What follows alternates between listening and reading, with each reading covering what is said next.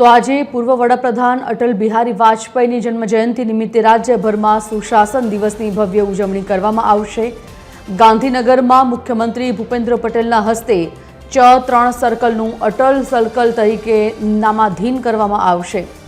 આ ખાસ પ્રસંગે મેયર મીરા પટેલની ગ્રાન્ટમાંથી તૈયાર થયેલી અટલજીની પ્રતિમાનું અનાવરણ પણ કરવામાં આવશે। આ નિમિત્તે સ્વર્ણિમ સંકુલ 1ને આકર્ષક ફૂલોથી શણગારવામાં આવ્યું છે। સાથે મુખ્યમંત્રીની અધ્યક્ષતામાં યોજાનારા આ કાર્યક્રમમાં સરકારના સુશાસન મોડલની ઝલક જોવા મળશે અને અટલજીના સ્મરણો તાજા કરવામાં આવશે।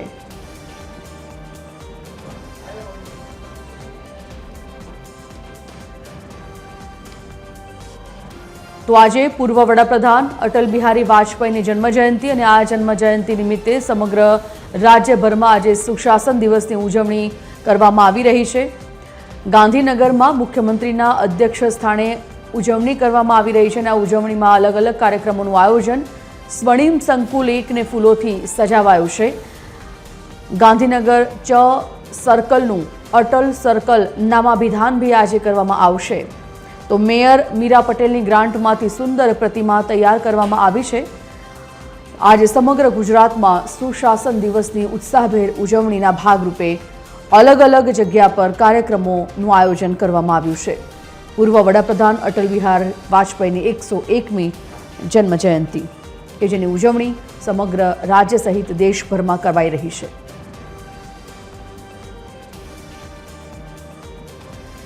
आज मुद्दा पर लाइव जोड़ाई गया है एसोसिएट एडिटर सोनल अनडकट। सोनल, अटल बिहारी पूर्व वडाप्रधान अटल बिहारी वाजपेयीની આજે 101મી જન્મજયંતિ અને સમગ્ર રાજ્ય સહિત દેશભરમાં જ્યારે તેની ઉજવણી કરવામાં આવી રહી છે, ખાસ કરીને ગાંધીનગરમાં અલગ અલગ કાર્યક્રમોનું આયોજન કરવામાં આવ્યું છે। કેવા પ્રકારના કાર્યક્રમો અને કેવી ઉજવણી આજે તેમના જન્મજયંતિ નિમિત્તે?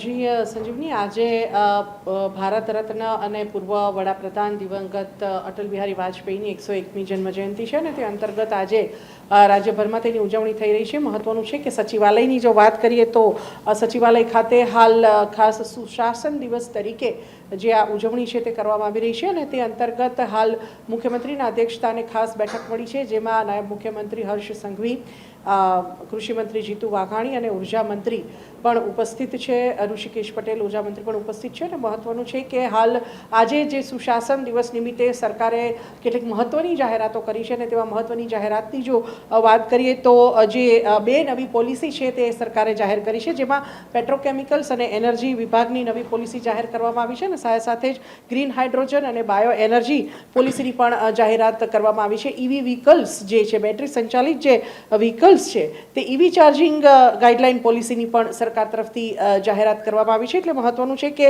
આ જે કાર્યક્રમ અત્યારે આયોજિત થઈ રહ્યો છે, મુખ્યમંત્રીના હસ્તે 110 કરોડથી વધુના જે લોકાર્પણ છે તે આ કાર્યક્રમમાં કરવામાં આવ્યા છે અને સાથે સાથે સ્પીપા અને એનર્જી ડિપાર્ટમેન્ટની વચ્ચે MOU પણ કરવામાં આવ્યા છે।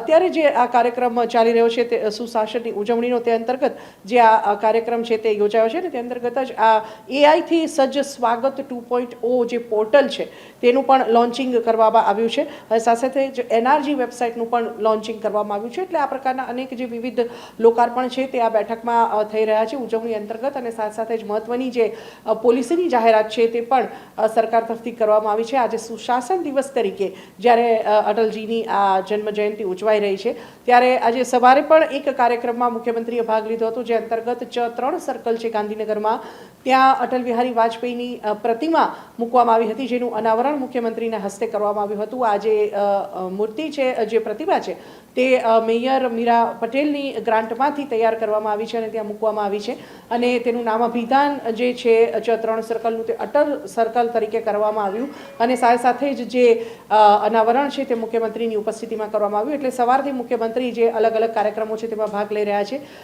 અટલજીની જે જન્મજયંતિ છે તે ઉજવણી અંતર્ગત આ તમામ કાર્યક્રમો આયોજિત થઈ રહ્યા છે। સવારે ચ3 સર્કલ ખાતે અટલ સર્કલ તરીકે નામાભિધાન કરી અને પ્રતિમાનું અનાવરણ કર્યા બાદ હવે મુખ્યમંત્રી હાલ સચિવાલય સ્થિત જે કાર્યાલય છે સચિવાલય ખાતે પહોંચ્યા છે અને ત્યાં હાલ આ જે બેઠક ચાલી રહી છે જેમાં આ અલગ અલગ જે લોકાર્પણ છે 110 કરોડથી વધુના લોકાર્પણ કરવામાં આવ્યા છે, સાથે જ પોર્ટલ લોન્ચ કરવામાં આવી રહ્યા છે અને અલગ અલગ જે નીતિ છે સરકાર તરફથી તે આજે જાહેર કરવામાં આવી છે. આગામી દિવસોમાં હવે બેટરી સંચાલિત વાહનોના વપરાશ પર સરકાર ભાર મૂકવા જઈ રહી છે ત્યારે તેના સંદર્ભમાં ખાસ EV ચાર્જિંગ ગાઈડલાઇન જે છે તે પણ આજે સરકાર તરફથી જાહેર કરવામાં આવી છે. એટલે એક રીતે જોવા જઈએ તો સુશાસન દિવસ તરીકે જ્યારે અટલજીની જન્મજયંતિ ઉજવાઈ રહી છે ત્યારે આજનો દિવસ ખાસ સરકાર માટે પણ ગણી શકાય અને તે અંતર્ગત જ આજે વિવિધ જાહેરાતોની સાથે સાથે જ 110 કરોડથી વધુના જે લોકાર્પણ છે તે પણ મુખ્યમંત્રી તરફથી હાલ કરવામાં આવ્યા છે અને સુશાસન દિવસ નિમિત્તે આજે સચિવાલયને પણ ફૂલોથી સજાવવામાં આવ્યું છે. સ્વર્ણિમ સંકુલ 1 ખાતે ખાસ ફૂલોનો શણગાર સજાવટ કરવામાં આવી છે અને સાથે સાથે જ આ બેઠકમાં હાલ જે લોકાર્પણ અને કાર્યક્રમો જે જાહેરાત છે નવી પોલિસી રીતે પણ કરવામાં આવી છે. જી ધન્યવાદ સોનલ સમગ્ર જાણકારી બદલ.